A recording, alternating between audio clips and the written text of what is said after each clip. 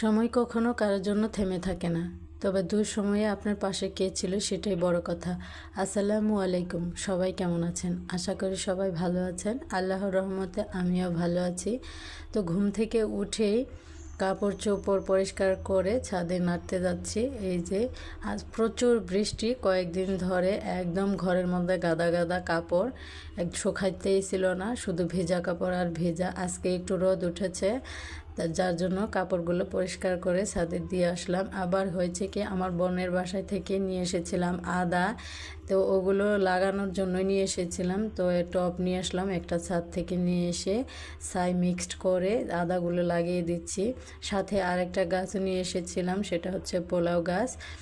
কারণ আমার আপার বাড়িতে অনেক ধরনের গাছ, তাদের বাসায় মোটামুটি সব ধরনের ফলমূল এবং কি এই ধরনের গাছগুলো আছে। ওরা চাইলেই সব কিছু একদম নিজের থেকে ছিঁড়ে নিয়ে এসে রান্না করতে পারে। এই যে আরও নিয়ে এসেছিলাম তেজপাতা আর হলো বস, এগুলো আপনারা কি বলেন জানি না, তবে আমরা এগুলোকে বস বলি। মাংসের মধ্যে দেওয়া হয়, শুকিয়ে পর একদম কালো কালার হবে।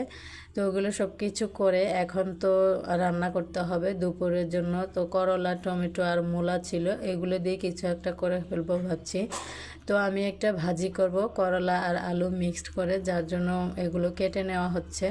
আর সাথে রান্না করব শুটকির তরকারি, কারণ রাতের তরকারি আছে মাছ তরকারি, ওটা দিয়ে আজ দুপুরবেলা চলে যাবে।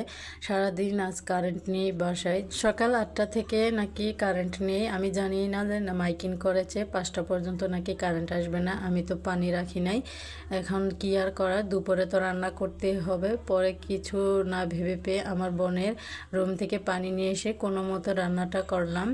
আর একদমই পানি নেই, গোসল টোছল তো করতেই পারবো না, কারণ রান্না করতেই পানি শেষ। আর কি করা, ওই যে বললাম না, সময় কারোর জন্য থেমে থাকে না, সময় চলেই যায়। তবে সেই সময় মানুষগুলো তো অন্তত চেনা যায়। আমি খুব কাছ থেকে দেখেছি, আমার সাথেই যেন বারবার এমনটা হয় কেন আমি জানি না। সবাই আমাকে শুধু ব্যবহারই করে, আমার কাছে এটাই মনে হয়। কারণ তারা লোক দেখানো আমার সাথে মিশে কথা বলে, কিন্তু আসলে আমার প্রকৃতপক্ষে যখন দরকার তাদের, তারা আমার পাশে থাকে না। এটা আমি অনেকবার লক্ষ্য করে দেখেছি। যাই হোক, সেটাকেও একটা শিক্ষা হিসেবে নিয়েছি। এত শিক্ষা পাই, তারপরেও কেন জানি আমি সেগুলো ভুলে যাই, সেই শিক্ষাটাকে আমি ধরে রাখতে পারি না। এটাই আমার আসলে একটা বদ অভ্যাসও বলতে পারেন।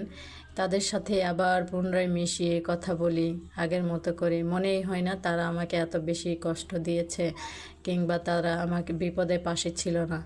এটা আমি একদমই ভুলে যাই। যাই হোক, মানুষের জীবন থেকে অনেক কিছু আসলে শেখা যায়। মানুষ না ঠেকলে কিছুই শিখতে পারে না। আমাকে অনেক কিছু মানুষ শিখাইলো, শেখার জন্য ধন্যবাদ। কারণ হয়তো এরকম পরিস্থিতিতে না পড়লে বলদের মতো সারা বছর সারা জীবন আমি এমনই থেকে যেতাম। কিছুটা হলেও আমার শিক্ষা হয়েছে।